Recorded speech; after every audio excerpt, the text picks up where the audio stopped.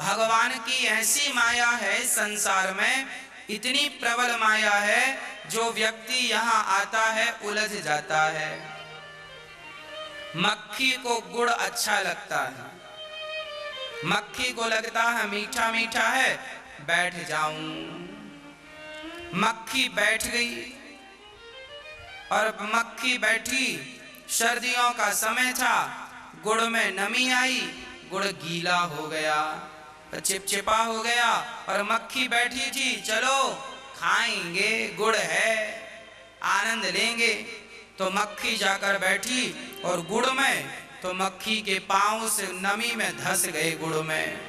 वो लगी छटपटाने, तो पंख में थोड़ा सा गुड़ लगा, तो पंख गुड़ में चिपक गया। आई थी मजा लूटने, मजा तो मिली नहीं, सजा और मिल गई।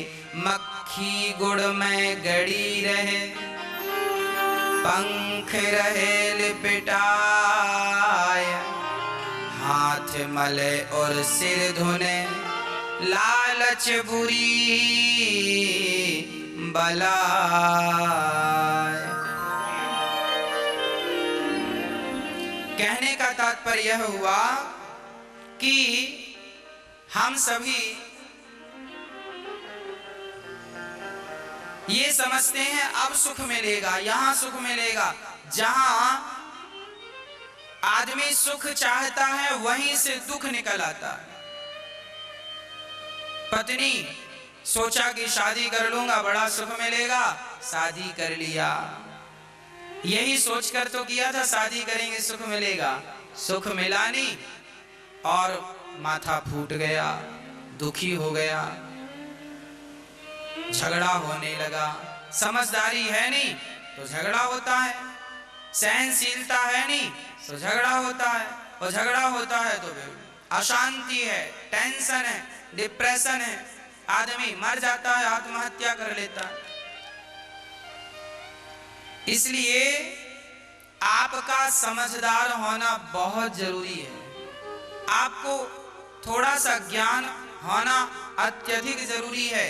भाई गाड़ी चलाने के पहले सड़क नियम समझ लो कि रास्ते के नियम क्या है।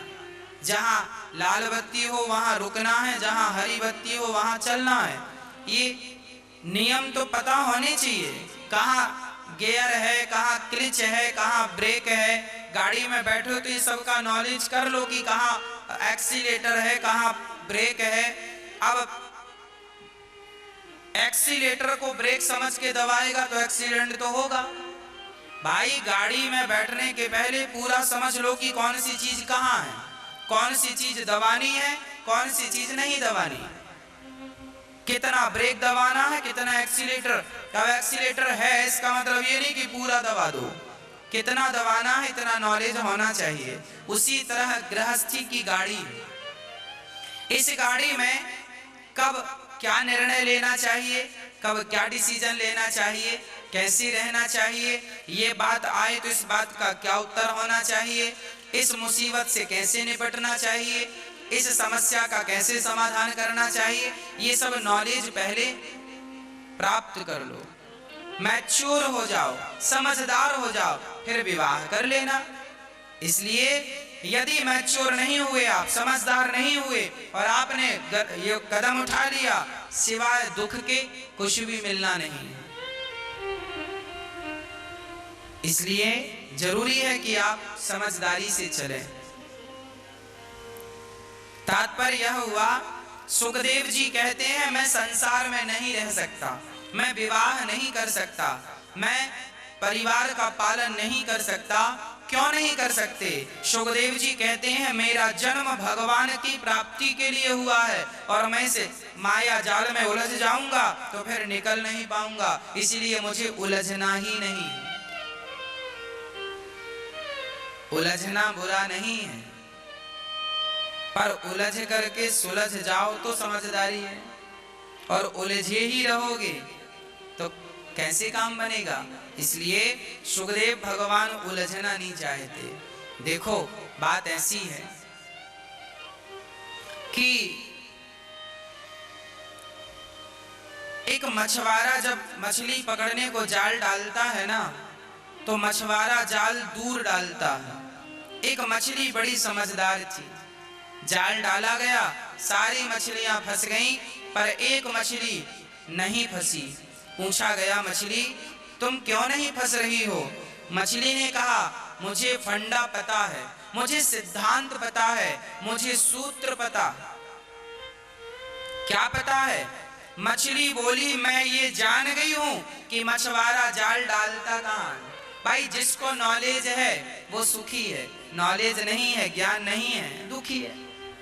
मछली को पता है कि मछुआरा सदा जाल अपने से दूर डालता है, इसलिए मछली जब भी मछुआरा पानी में उतरता है तो मछली दौड़कर मछुआरे के पास आ जाती है, मछुआरे के पांव के आसपास घूमती रहती है, क्योंकि मछली को पता है जाल डालेगा तो दूर डालेगा, अपने पांव में थोड़ी मछुआरा जाल डालता है।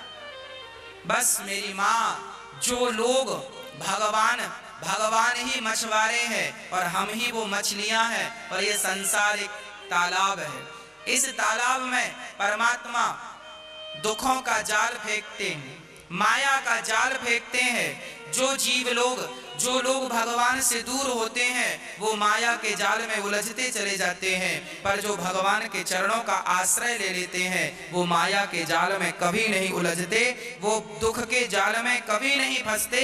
जैसे वो समझदार मछली बार बार जाल डालने के बाद भी वो उसके जाल में नहीं फंसी, उसी प्रकार भगवान का ये जाल, माया जाल, ये माया जाल में वही लोग उलझते हैं जो भगवान से दूर होते हैं, जो भगवान से दूर होते हैं, और जो भगवान के चरणों का आश्रय लेते हैं वो कभी भी माया के जाल में नहीं उलझते। इसलिए सदा भगवान का नाम जप करो। श्री कृष्ण शरणम मम, श्री कृष्ण शरणम मम, श्री राम शरणम मम, श्री राम शरणम मम। अर्थात हे राम, मैं आपकी शरण ग्रहण करता हूँ, हे कृष्ण मैं आपकी शरण ग्रहण करता हूँ। श्री कृष्ण शरणम, इसी मंत्र का जाप किया करो आप लोग चलते फिरते। श्री कृष्ण शरणम मम, श्री कृष्ण शरणम मम, श्री कृष्ण शरणम मम, श्री कृष्ण शरणम मम। या तो फिर ये वाला श्रीमन नारायण चरणौ शरणम प्रपद्ये, श्रीमन नारायण चरणौ शरणम प्रपद्ये, हे नारायण मैं आपकी शरण ग्रहण करता हूँ या करती हूँ। इन मंत्रों का हम सभी को निरंतर जाप करते रहना चाहिए।